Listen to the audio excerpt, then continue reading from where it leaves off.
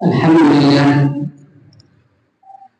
لله رب العالمين، والصلاة والسلام على سيدنا وسيد الأولين والآخرين محمد بن عبد الله الأمين وعلى آله وصحبه أجمعين.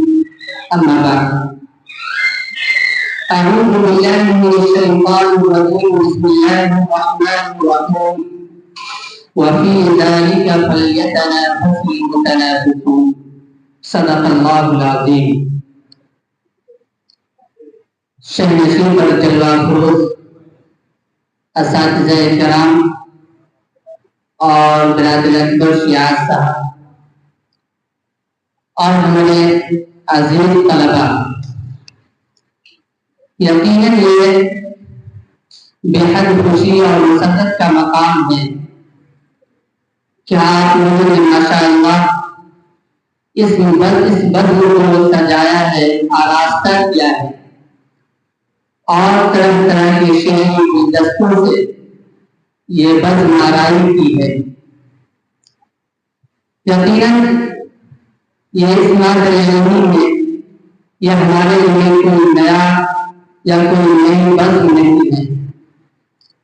ہم اسی بزم سے اٹھے ہیں اور پھر یہ دوبارہ لوٹ کر آئے ہیں. آپ سب یہ بخوبی جانتے ہیں.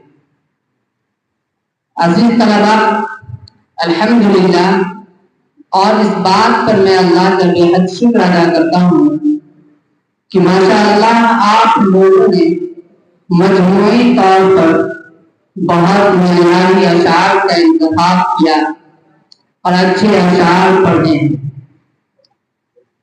کہیں کہیں مجھے بحیثیت حکم اور بحیثیت ادب کے طالب علم کی محسوس ہوا کہ آپ کے اشعار میں وہ شستگی اور شائستگی نظر نہیں آئی جو ایک ادب کے طالب علم میں ہونی چاہیے.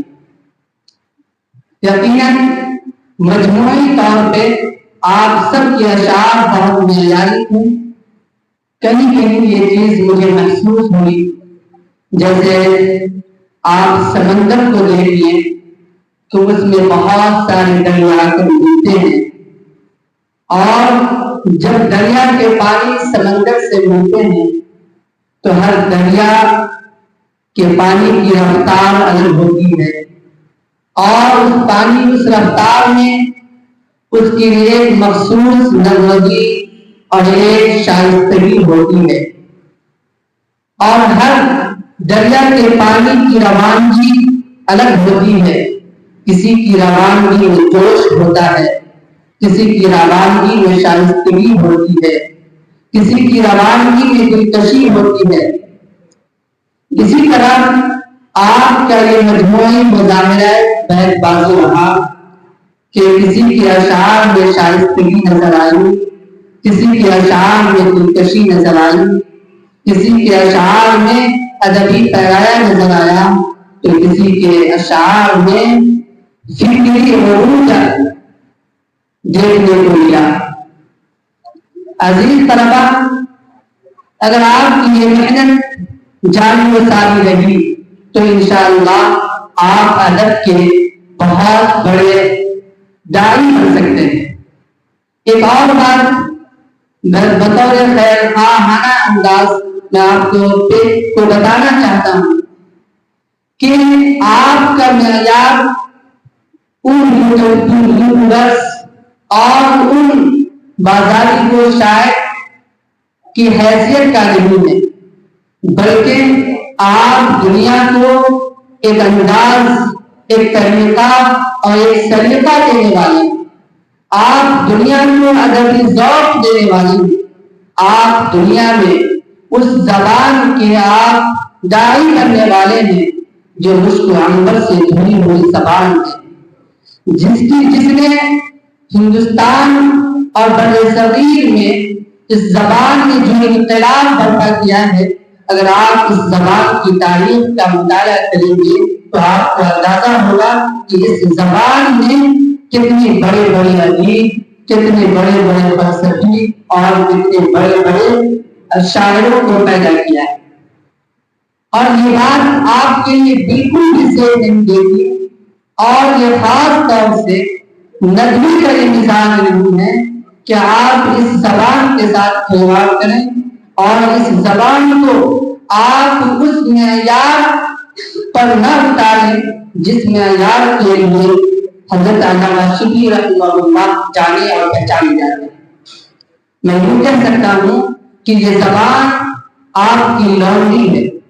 आप इसके अल्फाज से आपके अंदर इसके अल्फाज की दिलकशी भी हो, आपके अंदर आपके अल्फाज में जाज़बियत भी हो, आपके अंदाज में शिबली का किरदार भी नजर आए, फिक्र इकबाल भी नजर आए, हाली और जोश के कलाम की तासीर भी नजर आए।